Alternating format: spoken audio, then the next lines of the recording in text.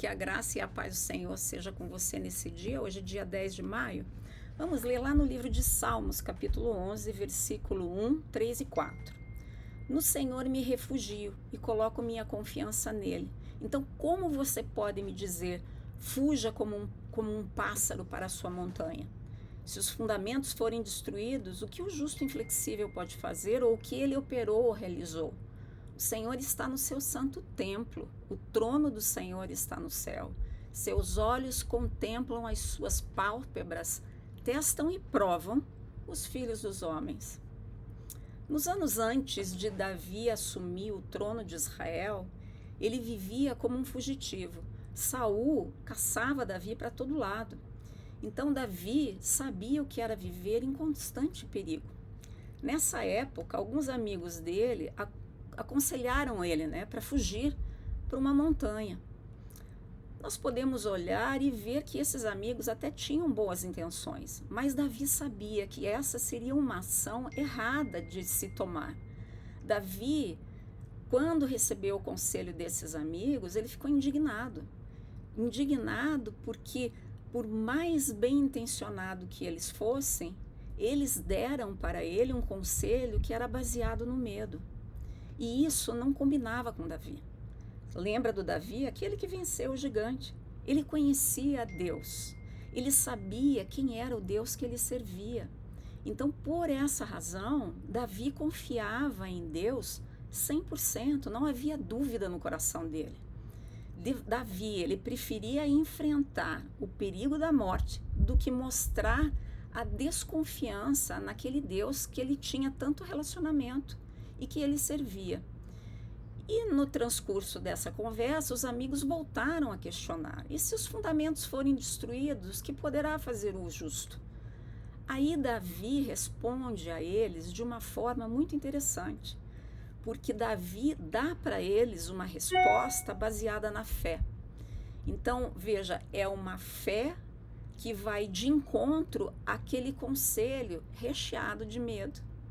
Primeiro, Davi, ele responde lembrando a eles e a ele próprio aonde que Deus está, que Deus está no seu santo templo. E ele diz ainda que Deus não foi para nenhum lugar, Deus permanece lá. Isso nós precisamos sempre lembrar.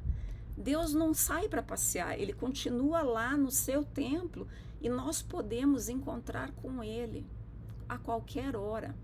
Então, quando nós questionamos, quando nós pensamos sobre os nossos problemas, as nossas circunstâncias e dificuldades, o conselho do medo às vezes pode surgir no nosso coração.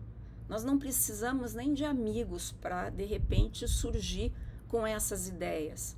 Mas quando nós somos, até de uma certa forma, arrebatados pela dúvida e pelo medo por conta do que está acontecendo, a melhor reação que nós podemos ter é sempre responder a esse medo através da fé.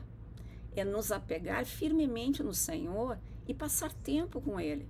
Quando nós oramos sobre as nossas dificuldades e problemas, esta resposta de fé acaba trazendo uma tranquilidade e paz para os nossos corações.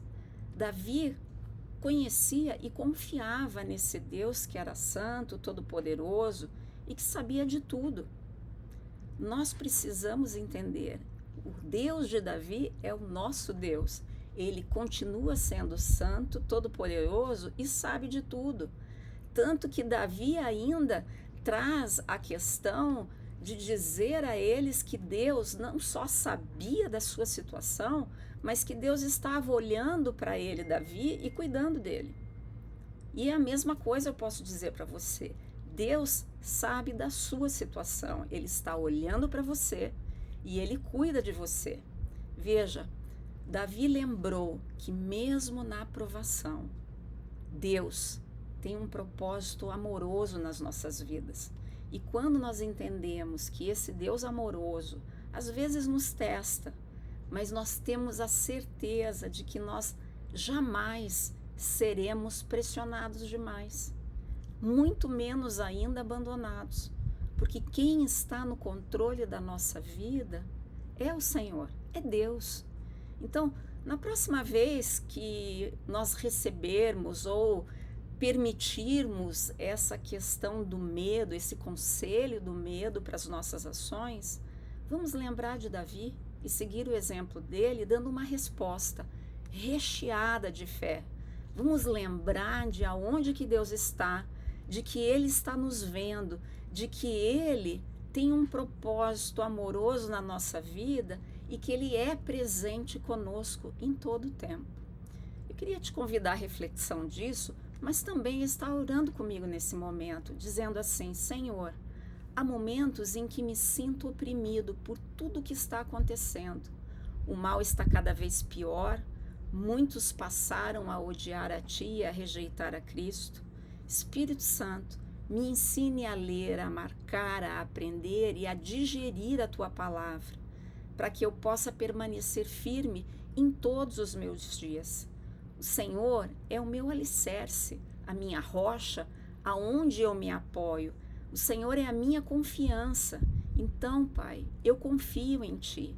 Quando eu vejo o inevitável colapso econômico, as grandes lutas políticas, as atrocidades de hoje em dia, a agitação nacional e até mesmo internacional, junto com esse movimento que proíbe tudo que é bom e justo, Senhor, os meus olhos eu fixo em Ti. A minha confiança eu declaro que está em Ti, porque eu sei que o Senhor é o meu defensor, o Senhor é a minha defesa, a minha rocha, a minha fortaleza.